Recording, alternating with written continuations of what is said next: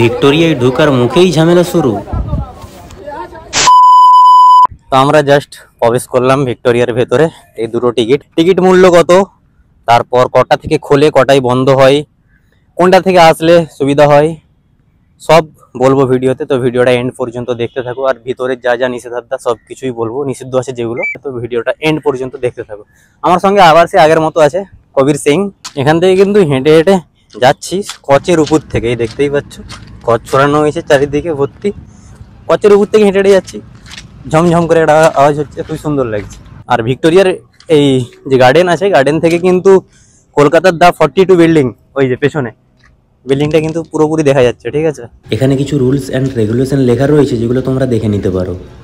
আর এখানে prohibited item যেগুলো আছে সেগুলো নিষিদ্ধ, দেখে নিতে পারো। কিন্তু এত কিছু সব কেউ মানছে বলে তো আমার মনে হয় না। ভিক্টোরিয়া মেমোরিয়ালে এলে তোমরা কিন্তু অনেক সাদা চামড়ার ফরেনিয়ারদেরকে দেখতে পাবে। প্রবেশ করছি এখন ভিক্টোরিয়ার ভেতরে। মিউজিয়ামের ভিতরে প্রবেশ করেই এখানে রানী ভিক্টোরিয়ার একটা মূর্তি রয়েছে। 1837 থেকে 1901 সালে ওনার মৃত্যু হয়। এখানেও একটা মূর্তি রয়েছে, আর মূর্তির নিচে এভাবে এইসব লেখা রয়েছে, কিছু ফটো দেওয়া রয়েছে যে ভিক্টোরিয়া মেমোরিয়াল যখন তৈরি হয়, কত সালে কাজ শুরু হয়, এইসব আর কি লেখা রয়েছে। এই ভিক্টোরিয়া মেমোরিয়াল মিউজিয়ামের যে আর্কিটেক্টগুলো দেখো, অসাধারণ লাগবে তোমাদেরকে, মন কাড়বেই।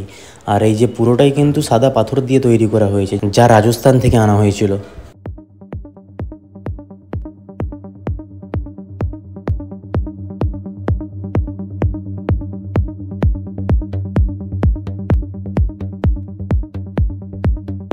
এই যে চাবিটি তোমরা দেখতে পাচ্ছ, এটি হচ্ছে টোকিও শহরের চাবি। এখানে লর্ড ক্লাইভের একটা মূর্তি রয়েছে।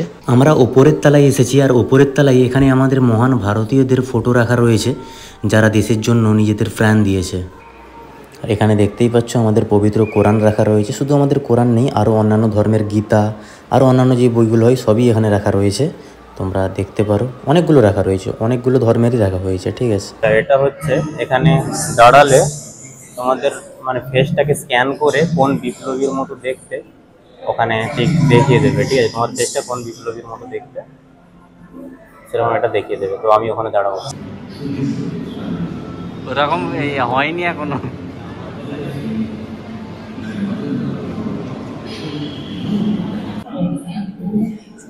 ক্ষুদিরাম বসু, আমারটা কিন্তু ক্ষুদিরাম বসু দেখিয়েছে।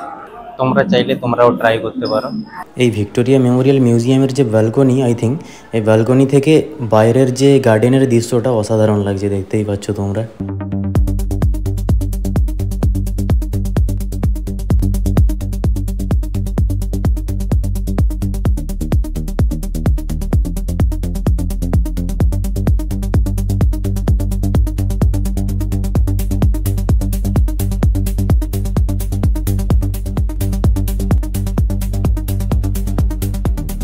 আমরা ভিক্টোরিয়া মেমোরিয়ালের ভেতর থেকে বাইরে বেরিয়ে গেছি, আর বাইরে প্রচন্ড গরম, ভেতরে এসির মধ্যে ছিলাম, কি সুন্দর হাওয়া লাগছিল।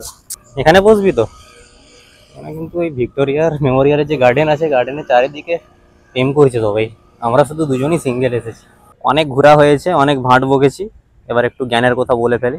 1901 সালে রানী ভিক্টোরিয়া দেহত্যাগ করে, এবং 1906 সালে তার এই মৃত্যুর স্মৃতি হিসেবে এই ভিক্টোরিয়া মেমোরিয়াল তৈরির কাজ শুরু হয়, এবং 1912 সালে অবশেষে ভিক্টোরিয়া মেমোরিয়াল কাজ সম্পূর্ণ হয়, এবং 1921 সালে এসে এই ভিক্টোরিয়া মেমোরিয়াল জনসাধারণের জন্য খুলে দেওয়া হয়। তাই আজকে এখানে এসেছি ভিডিও করতে, তোমরাও আসতে পারবে। আর প্রচুর মানুষ এখানে আসছে। আর এখানে ভিক্টোরিয়া মেমোরিয়ালের লাইট শো হয়, তো লাইট শোর জন্য আলাদা করে টিকিট কাটতে হয় 100 টাকা করে।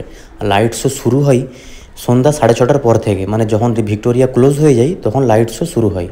তোমরা চাইলে লাইট শোয়ে আসতে পারো। টাইমিং আর কোন ভাষায় কী বার হয় লাইট শো সব কিছুই আমি স্ক্রিনে দিয়ে দিচ্ছি, তোমরা দেখে নিতে পারো।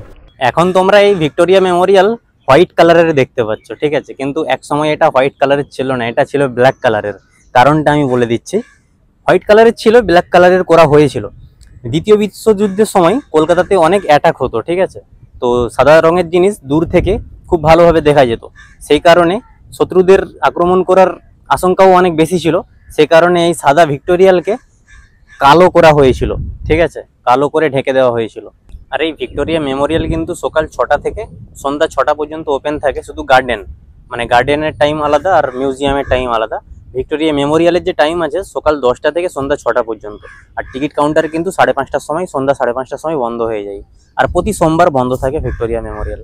তোমরা যদি হাওড়া স্টেশন হয়ে আসো, হাওড়া স্টেশন থেকে একদমই কাছে, 4 কিলোমিটারের মতো।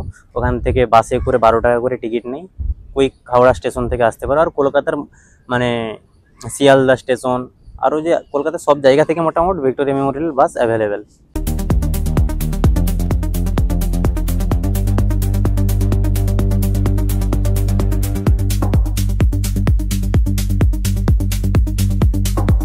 এখানে একটু ঝামেলা হয়ে গিয়েছিল, একজন টিকিট কাটেনি, ভেতরে প্রবেশ করতে গিয়েছিল, সে কারণে এখানে একটু ঝামেলা দেখতেই পাচ্ছ।